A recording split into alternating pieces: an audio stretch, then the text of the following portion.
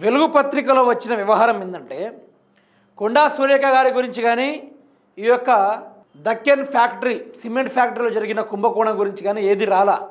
ప్రజల గురించి ఈ మధ్యలో ఈ పేపర్ పనిచేస్తలేదు. తెలంగాణ ఉద్యమం టైంలో బాగానే పనిచేసింది. ఇప్పుడు మాత్రం ప్రజలకు అగనెస్ట్గా పనిచేస్తూ ఉంది. ఇక ఈ కథ ఎంతో చూద్దాం. వీళ్ళ కథలు మంచిగా ఉంటాయి. V6లా చూడండి. బీసీ కోటాపై హైకోర్టులోనే తేల్చుకోండి, పాత రిజర్వేషన్లతో ఎన్నికలకు వెళ్ళొచ్చు. రాష్ట్ర సర్కార్కు సుప్రీంకోర్టు సూచన, స్పెషల్ లీవ్ పిటిషన్పై విచారణకు నిరాకరణ, మెరిట్స్ ప్రకారమే విచారించాలని హైకోర్టుకు నిర్దేశము.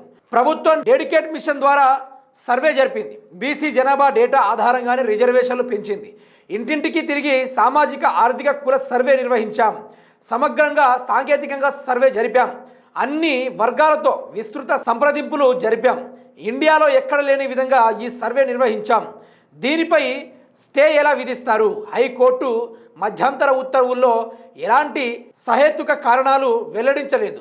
ఎంపరికల్ డేటా ద్వారా ట్రిపుల్ టెస్ట్ నిర్వహించిన రిజర్వేషన్లు పెంచుకోవచ్చునని గవాలి కేసులో సుప్రీంకోర్టు తీర్పు చెప్పింది. అయితే వినండి, ఎంత డ్రామా. బీసీలకు 42% రిజర్వేషన్లు ఇస్తున్నాము, మీరు బీసీలో మాకే ఓటేయాలి, బీసీలు ఈసారి మమ్మల్ని ఓటేసి గెలిపించాలి, మీకు అన్ని రంగాల్లోనూ అన్ని ఉద్యోగాలు ఇచ్చే ప్రక్రియలు కూడా మేమే ఉంటామనుకున్నట్టుగా ఈ రేవంత్ సర్కార్ బాగా డ్రామా ఆడింది. అయితే ఇక్కడ ఏం చెప్పిందంటే, కేసీఆర్ గారు చదువుకున్న వ్యక్తి, ఉద్యమకారుడు, ఎన్నో మంత్రి పదవులను చవిచూసిన వ్యక్తి, మంత్రి పదవిని సైతం లెక్క చేయకుండా ఉద్యమాల కోసం పదవికి రాజీనామాలు చేసి ఎంతో మేధావితనంతో తెలంగాణ రాష్ట్రాన్ని సాధించి ఈరోజు ఆర్థిక వ్యవస్థలోనూ ఈరోజు అన్ని రంగాల్లోనూ తెలంగాణ అద్భుతంగా ప్రకటించినప్పటికీ బీసీ రిజర్వేషన్లపైన ఆనాడు కోర్టుని ఒక నిక్కన చెప్పాలంటే ఏదైతే జీవో 9 ఉందో ఆ 9తోటే సుప్రీంకోర్టుని ఆశ్రయించారు, హైకోర్టుని కూడా ఆశ్రయించారు. అయినా కూడా కాంగ్రెస్ పార్టీ మధ్యంతర ఉత్తర్వులు జారీ చేసి ఈ బీసీ రిజర్వేషన్లపైన కొంత కుట్ర చేసింది. ఎవరు? ఈ కాంగ్రెస్ పార్టీ, రేవంత్ రెడ్డి కూడా ఉన్నాడు అందులో. అయితే హైకోర్టు ఏం చెప్పిందంటే, గత ప్రభుత్వం ఏ విధంగా అయితే వెళ్ళిందో, ఏ జీవోతో వెళ్ళిందో ఆ జీవోతోటే మీరు ఎన్నికలు నిర్వహించుకోండి అనేది తేల్చి చెప్పేసింది. ఏమని? పాత రిజర్వేషన్లతో ఎన్నికలకు వెళ్ళొచ్చు అనేది చెప్పింది. అంటే ఇక్కడ బీసీ వర్గాన్ని ముంచే ప్రయత్నమే. నేను మళ్ళీ చెప్తున్నా, బీసీలను ముంచడానికే ఈ కథ అంతా. ఇప్పటి వరకు గ్రామాలు చీకట్లోనే ఉన్నాయి. రేవంత్ రెడ్డి వచ్చినప్పటి నుంచి ప్రతి పోల్ మీద వెలిగే ఎల్ఈడి బల్బ్ కూడా ఈరోజు ఆ వెలుతురు లేకుండా చిమ్మ చీకటైపోయింది. విష సర్పాల మధ్య ప్రజలు తిరుగుతూ ఉన్నారు.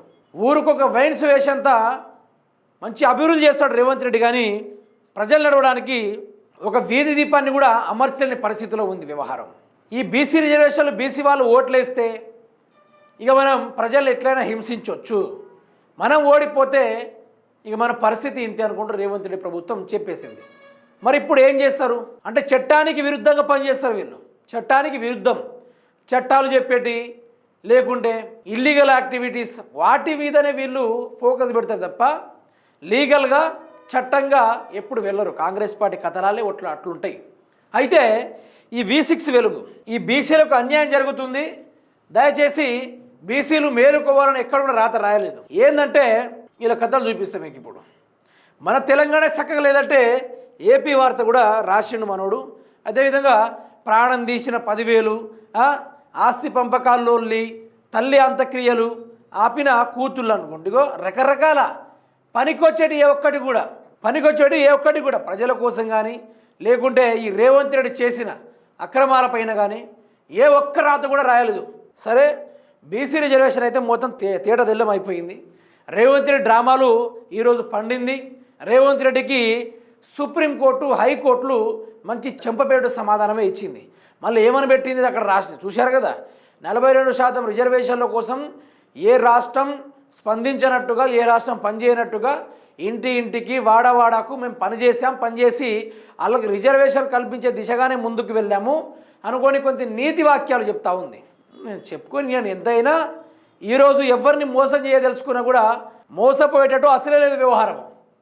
తెలంగాణని సర్వం ఆగం చేయడానికే రేవంత్ రెడ్డి. ఇదొకటి యాద పెట్టుకోవాలి.